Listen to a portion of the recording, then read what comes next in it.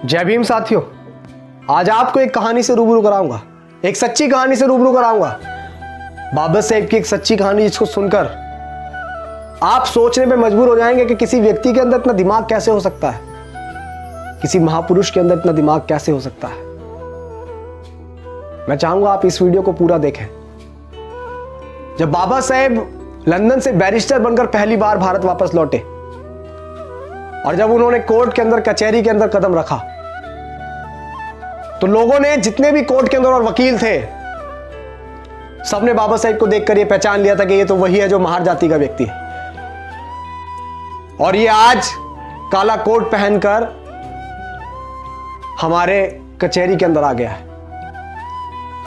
और बाबा साहेब वहां जाकर अपना ठिया ढूंढने लगे। सबके पास अपने अपने ठिए होते हैं बैठने के लिए।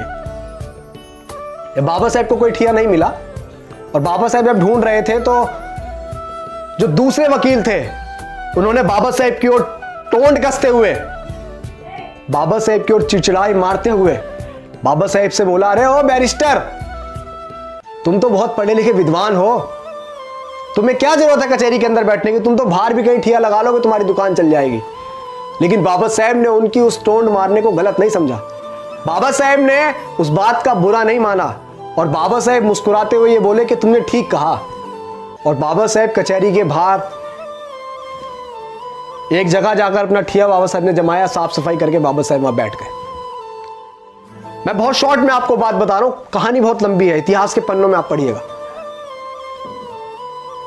और बाबा साहेब के पास छोटे मोटे केस आने लगे, रोजी रोटी चलती रही, हल्का फुल्का बिजनेस बढ़ा, कारोबार बढ़ा।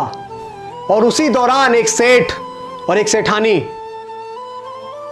का एक बेटा, जो एक लौता बेटा था, उसको फांसी की सजा बोली गई थी।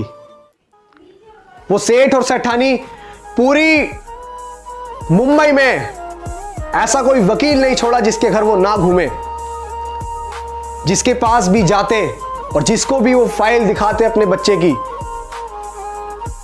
वो मना कर देता कि तुम्हारा बच्चा नहीं बच पाएगा। उसने बहुत पैसा खर्च कर दिया उस सेठ ने, और वो सेठ ढूंढता ढूंढता ढूंढता पूरी मुंबई को खंगालता हुआ उसी कचहरी के अंदर पहुंचा जिस कचहरी के बाहर बाबा साहेब बैठे हुए थे, हमारे मसीहा डॉक्टर भीमराव अंबेडकर बैठे हुए थे।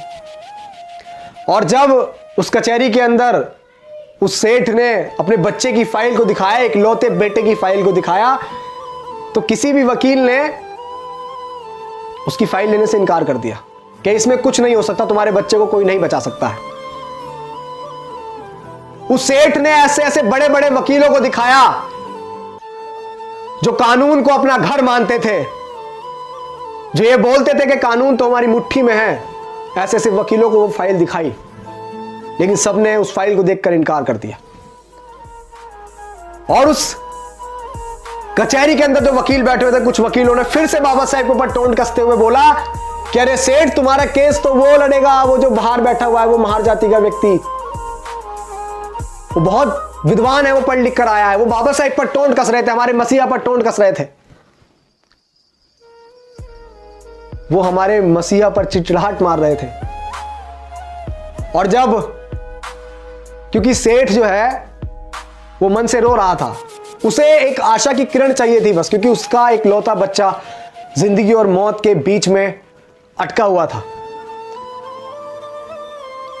और जब उस सेठ ने सुना, उस वकील ने उस सेठ से बोला, तो सेठ उसकी बात मानकर वहीं पहुंच गया बाबा साहेब के पास, और उसके बाबा साहेब के चरणों में जाकर वो जा लौटा और बोला कि हे बैरिस्टर, हे बाबा साहेब, मेरे बच्चे को बचा लो। तो बाबा साहेब ने बोला, सेठ उठो, मैं क्या कर सकता हूं, मैं क्या मदद करूंगा।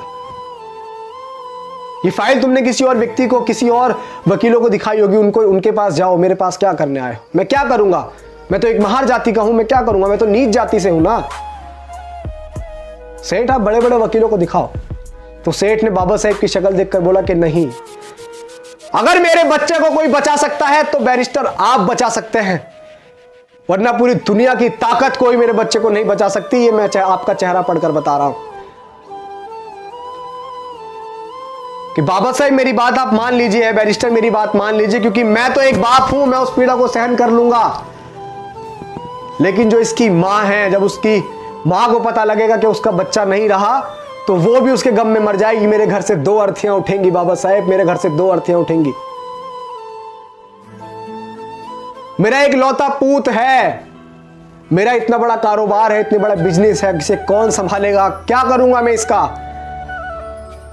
जब बाबा साहेब ने सुना कि उसकी मां मर जाएगी, तो बाबा साहेब को वो बात याद आई कि जब बाबा साहेब छोटे से थे, तो बाबा साहेब की माता भीमाबाई ने एक बात कही थी कि भीमा, अगर कभी जरूरत पड़े किसी निर्दोष की जान बचाने के लिए, किसी का पूत की जान बचाने के लिए, अगर किसी अच्छे काम के लिए झूठ बोलना पड़े, तो संकोच मत करना भीमा, संकोच मत करना।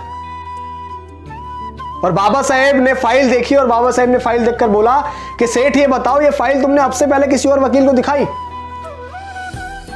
तो सेठ ने बोला कि है बैरिस्टर, मैंने ये फाइल दिखाई नहीं, मैंने इस फाइल पे इतना नोट खर्च किया कि किसी की आने वाली 3 पीढ़ी भी कमा नहीं सकती। मैंने इतना नोट इस फाइल पर खर्च कर दिया है, बस आप मेरे बच्चे को बचा लीजिए। ऐसे हाथ जोड़ के वो गिड़गिड़ा रहा था, बाबा साहेब के चरणों में गिर रहा था, बाबा साहेब के सामने हाथ जोड़ रहा था।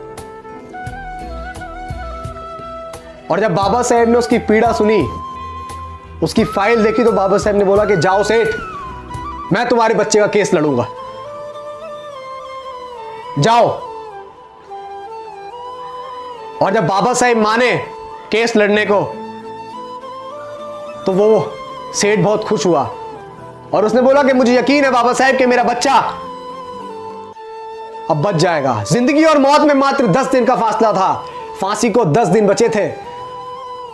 कचहरी लगी, अदालत लगी, कोर्ट लगा। आप सुनिएगा बड़े ध्यान से कि किसी व्यक्ति में इतना दिमाग कैसे हो सकता है। हम क्यों बोलते हैं कि हमारे जो मसीहा, हमारे रहबर बाबा साहेब डॉक्टर भीमराव अंबेडकर जैसा दुनिया में और कोई नहीं हो सकता। ऐसे ही नहीं बोलते हम ये बात इसीलिए बोलते हैं क्योंकि उन्होंने ऐसा करके दिखाया। उनके दिमाग की बड़े बड़े लोग दाद दिया करते थे कि किसी व्यक्ति के अंदर दिमाग कैसे हो सकता है।